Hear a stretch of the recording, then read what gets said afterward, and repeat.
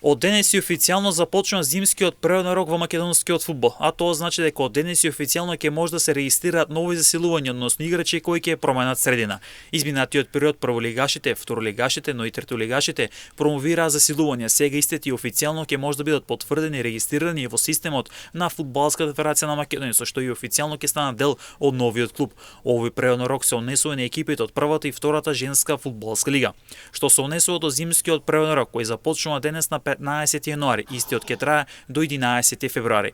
Во следниот период се очекуваат фудбалските екипи да се активираат поинтензивно трансфер пазарот и во следните денови да видиме повеќе засилувања пред се во екипите кои досега беа пасивни и многу не открива околу засилувањата. Зимскиот природен рок е пократок во однос на летниот период, а истиот започнува на 15 јуни и трае до 6 септември, период во кој клубовите можат да вршат регистрација на нови играчи. Пролетниот дел од втората лига започнува на 15 февруари, а ден подоцна, односно на 16 февруари ќе започне пролетниот дел во првата македонска фудбалска лига.